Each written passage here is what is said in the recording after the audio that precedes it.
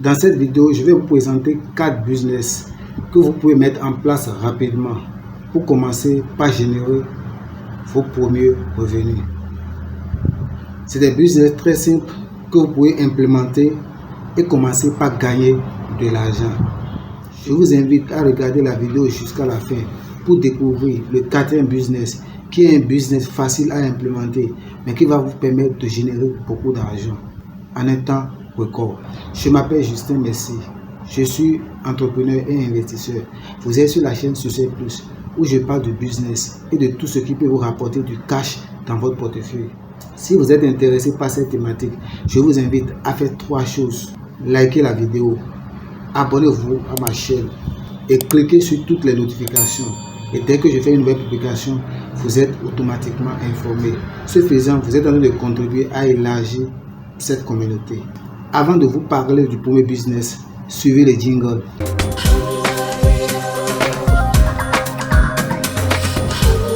Le premier business que vous pouvez mettre en place et commencer par générer de l'argent, c'est un business en ligne, c'est l'affiliation. Si vous maîtrisez le système de l'affiliation, vous allez vous faire de l'argent. Qu'est-ce que l'affiliation? L'affiliation consiste à toucher des commissions en vendant des produits ou les services des autres. Quelle est la genèse de l'affiliation? Par où l'affiliation a commencé? L'affiliation sur Internet aurait commencé grâce à Jeff Bezos, le fondateur d'Amazon.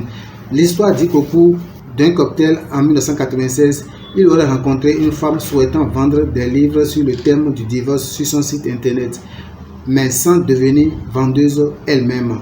Le créateur d'Amazon lui aurait proposé d'insérer sur son site des liens renvoyant vers les livres en question sur Amazon en échange d'une rémunération pour chaque vente effective.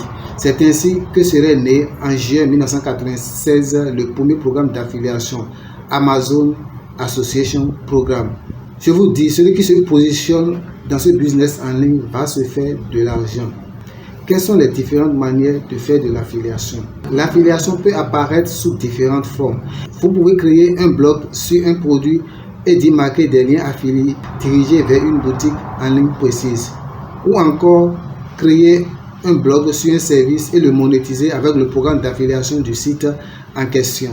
Donc si vous vous positionnez dans ce secteur de business en ligne qui est l'affiliation, vous allez vous faire du cash. Vous pouvez faire par exemple l'affiliation sur les sites d'Alibaba. Vous pouvez faire l'affiliation sur Amazon. Le deuxième business en ligne que vous pouvez mettre en place pour vous générer de l'argent, c'est le business des sites e-commerce. Vous pouvez créer votre business en ligne pour faire de la vente de produits qui intéressent presque tous les internautes puisque le potentiel est vraiment énorme. Pour se lancer dans le secteur de l'e-commerce, il est très important de savoir comment monter son entreprise de vente en ligne. Une idée pour gagner de l'argent ne suffira pas pour atteindre l'indépendance financière. Il vous faudra déployer de bonnes stratégies et une meilleure exécution pour pouvoir s'en sortir. Vu le nombre de concurrents en ligne, la difficulté est de se démarquer des autres. Mais si beaucoup d'e-commerçants arrivent à devenir riches grâce à leur boutique en ligne, c'est qu'il est possible de maîtriser et de réussir ce genre de business en ligne.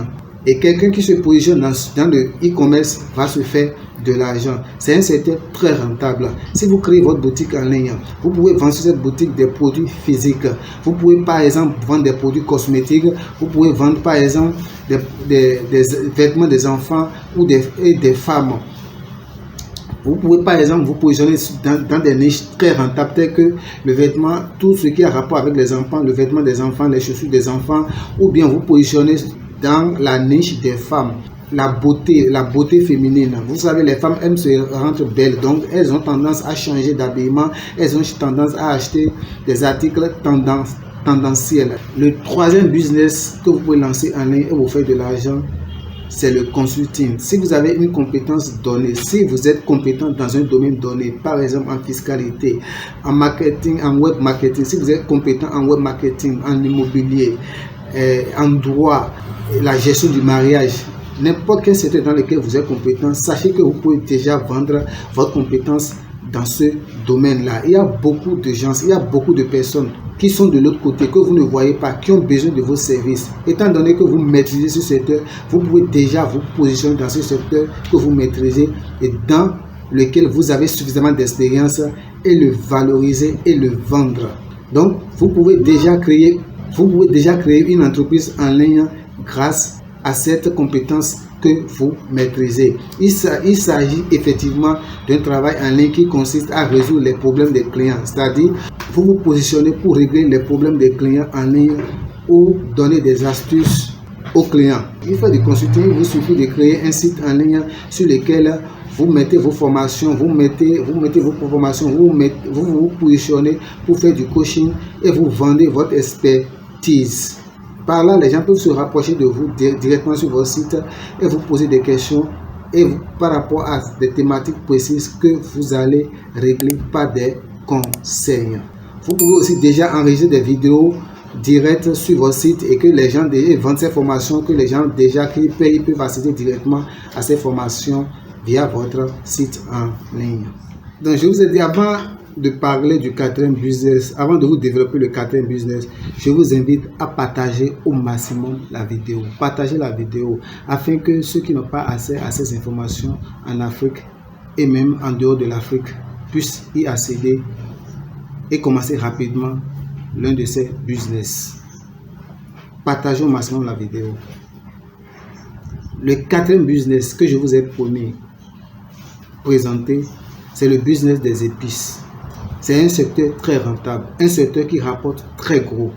Par définition, une épice est une matière organique d'origine végétale qui peut être issue de différentes parties d'une plante: graines, fleurs, écorces, fruits, racines. Elle possède en général un goût puissant et parfois piquant.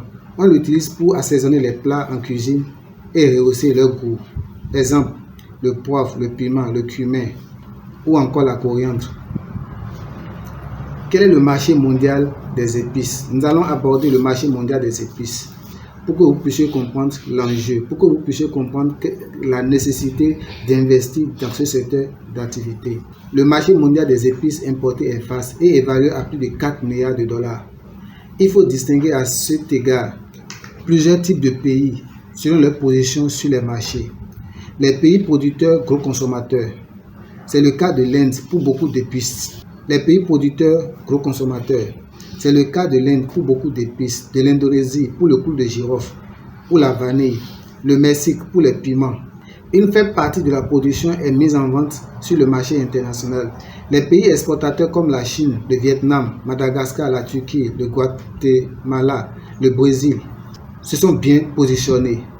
Les pays occidentaux ayant eu un empire colonial comme la France, l'Angleterre, la Hollande, la Belgique sont restés des plaques tournantes du commerce des épices spécialisés selon l'origine nationale des produits. Ces pays sont donc des exportateurs importants, surtout parce qu'ils réexportent les matières premières importées. Ainsi, la France s'approvisionne en poivre à hauteur de 76% auprès du Vietnam, en vanille et en clou de girofle respectivement à hauteur de 83% et de 47% à Madagascar. Donc, Madagascar produit des épices qui sont livrées régulièrement à la France. De même, le Royaume-Uni est livré à 56% en graines d'anis et de badiane par l'Inde, tandis que l'Inde et le Vietnam lui fournissent chacun 20% du marché en poivre et piments séchés. 51% des approvisionnements en noix de muscade et 67% des approvisionnements en cannelle des Pays-Bas proviennent de l'Indonésie. Les plaques tournantes commerciales. Singapour et Hong Kong occupent une place spéciale sur ces marchés de monopole pour certains produits ginseng. Les pays importateurs, on y retrouve l'ensemble des pays développés, les États-Unis, l'Union européenne, le Japon, qui consomment la plus grande part de ces produits et qui les retravaillent en mélange industriel complexe. Et même si pendant des siècles, l'Afrique a été un acteur important dans le commerce mondial des épices, elle en produit actuellement moins de 10% de la production. Quel est le marché des épices? Le marché des épices n'a jamais cessé de croître depuis des siècles. C'est d'ailleurs l'une des rares industries qui ne connaît pas de ralentissement, même pendant des périodes de récession. Le fait est qu'en raison de la mondialisation et à brassage des traditions culinaires, la curiosité croissante pour de nouvelles saveurs offre une occasion pour les épices et les herbes ethniques et exotiques de voyager. En outre, les groupes ethniques minoritaires sont en croissance sur tous les continents et dans tous les pays. Enfin, les consommateurs, surtout occidentaux, recherchent plus de commodité. Ils ont des vies occupées et n'ont pas le temps de préparer leurs repas, ce qui conduit à une demande croissante des repas prêts à consommer ou semi-préparés qui reposent sur des épices et des herbes pour conserver et améliorer leur saveur. La prise de conscience sur les propriétés thérapeutiques de certaines épices conduit également à une expansion importante du marché des épices dans le monde. Aujourd'hui, les épices sont consommées dans presque tous les foyers et chaque jour. Et on est curieux d'en essayer de nouvelles. Mais les plus grands consommateurs restent les Asiatiques, les Européens et les Américains. Quelles sont les opportunités pour les Africains? La plupart des épices sont cultivées en zone tropicale. C'est pourquoi les pays de l'Asie, comme l'Inde et ceux de l'Amérique latine, sont les plus grands acteurs dans le commerce des épices. Et même si pendant des siècles, l'Afrique a été un acteur important dans le commerce mondial des épices, elle en produit actuellement moins de 10% de la production mondiale. En dehors de quelques pays comme le Nigeria, le Madagascar, la Tanzanie, l'Ouganda, le Kenya et le Ghana, la plupart des pays africains importent leurs épices. Ceci est un paradoxe. Nous importons des articles que nous devrions normalement produire sur nos 50% des sols les plus fertiles du monde. C'est vraiment un paradoxe. C'est un défi que les Africains doivent relever. Nous ne pouvons pas continuer à importer ce que nous sommes en mesure de produire. Vous avez une véritable opportunité de consommer. Vous avez une véritable opportunité de commencer une production des épices chez vous et vous lancer dans un commerce des épices au niveau local. En produisant localement, vous aurez beaucoup d'avantages sur les importateurs avec des produits plus frais et moins chers. D'autre part, les autres cultures sont curieuses de goûter aux délices, saveurs, arômes et autres valeurs des épices africaines qui sont presque inexistantes et demeurent peu connues. Considérez ainsi le fait que les communautés africaines grandissent très vite dans les autres sociétés asiatiques, européennes et américaines. Et ces communautés sont constamment à la recherche des produits exotiques autochtones. Elles apprécieraient avoir des points d'approvisionnement des produits de leur culture. Ceci est une gigantesque opportunité pour qui voudrait oser. Comment commencer le commerce des épices? Il y a deux choix importants à faire avant de commencer le commerce des épices. Le premier consiste à choisir si vous allez introduire des épices étrangères aux consommateurs locaux ou bien introduire des épices locales aux consommateurs étrangers. Le deuxième consiste à choisir entre la production des épices cultivées, traitées et ventes ou la vente simplement. Je vais vous développer toutes ces opportunités. Introduire les épices étrangères aux consommateurs locaux. Il existe des milliers d'épices au monde parmi lesquelles environ 60 sont bien connues et beaucoup appréciées à l'international. Pour vous concentrer sur le commerce des épices étrangères, vous avez d'abord besoin d'en identifier les mélanges intéressants. Ensuite, décidez si vous voulez importer des épices déjà traitées en gros pour les emballer vous-même avant la vente, ou en importer en gros prêt pour la vente, ou bien en produire vous-même. L'histoire d'un jeune Éthiopien, Senaï, qui réalise la demande en épices éthiopiennes dans les milieux de la diaspora éthiopienne en Europe et aux États-Unis sont très édifiants. Aujourd'hui, son entreprise Feed Green Ethiopian exporte plusieurs tonnes de berbères et de chiro.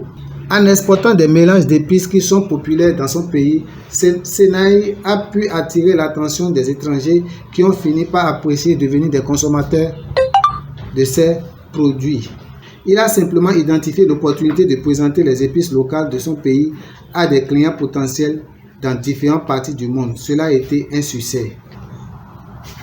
Il y a des dizaines d'épices et des herbes beaucoup consommées par chaque peuple africain. La plupart des épices traditionnelles sont demeurées locales et inconnues des autres peuples et cultures, quand bien même elles présentent de nombreuses propriétés thérapeutiques, nutritionnelles, cosmétiques. Cela représente une superbe opportunité pour démarrer une belle entreprise qui se spécialiserait dans la production et le commerce des épices. Quelles sont les différentes étapes de la production des épices? Dans un sens large, la production des épices passe par 4 étapes: la cultivation, le traitement, le mélange, c'est-à-dire le mixage, et la création de la marque. Mais beaucoup d'exportateurs entrent en action à partir du traitement, préférant laisser toute l'étape de la culture à des cultivateurs qui approvisionnent en documentation et la formation en culture. La culture.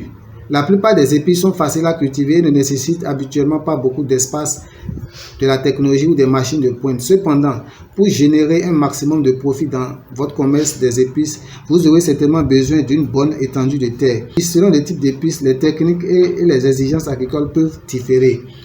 Le grand avantage pour les Africains est que la plupart des épices se cultivent sous le climat tropical et il est le climat dominant sur le continent, si bien que même les épices comme la vanille, le poivre noir et la muscade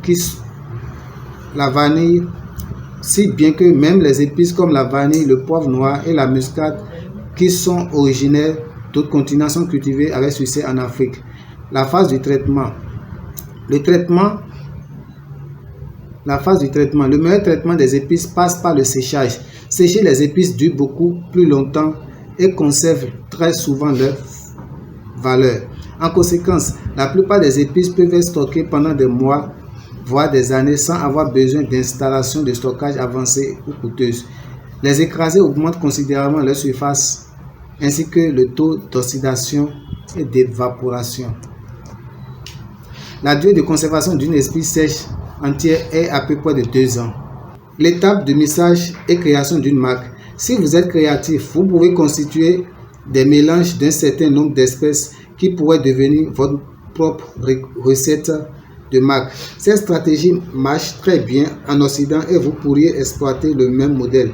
Y a-t-il des mélanges d'épices très populaires autour de vous qui se font encore de façon personnelle sans une marque associée? Observez les cuisiniers autour de vous. Quelles épices mixent-ils régulièrement pour de grandes appréciations? Cela peut être une bonne occasion pour vous de produire une marque d'épices. Y a-t-il chez vous des épices locales qui sont vendues sans emballage? Vous pouvez emballer les épices dans des bouteilles attrayantes, des sachets ou toutes sortes d'emballages qui marchent pour vous. Donnez un nom à votre produit pour le distinguer des épices nues vendues sur le marché. De cette manière, vous créerez un produit reconnaissable localement et internationalement, ce qui est obligatoire si vous prévoyez d'exporter. Et bien sûr, vous pouvez vendre à un prix plus élevé. C'est exactement la stratégie exploitée par Senaï dans son commerce d'épices. Quels sont les clients potentiels si vous vous lancez dans ce business? Les industries de viande de chair, bœuf, poulet, porc sont les principaux acheteurs. Restaurants et foyers sont particulièrement faciles à atteindre, de même que les écoles et les complexes touristiques, les institutions de recherche culinaire, médicale et cosmétique, les fabricants de parfums et des cosmétiques. Enfin, les communautés minoritaires dans certains pays, exemple les Africains aux États-Unis, au Canada, en France. J'espère que cette dernière idée de business vous a été intéressante. Il y a vraiment beaucoup d'argent dans le commerce des épices et l'Afrique en a beaucoup à gagner. Les entrepreneurs créatifs ont une belle opportunité dans cette industrie. Alors, suivez votre instinct. Si cette vidéo vous épate, commencez simplement. Vous n'allez jamais regretter. Si vous avez aimé cette vidéo, je vous invite à liker la vidéo, à vous abonner à ma chaîne, à cliquer sur toutes les notifications. Et dès que je fais une nouvelle publication, vous êtes automatiquement informé.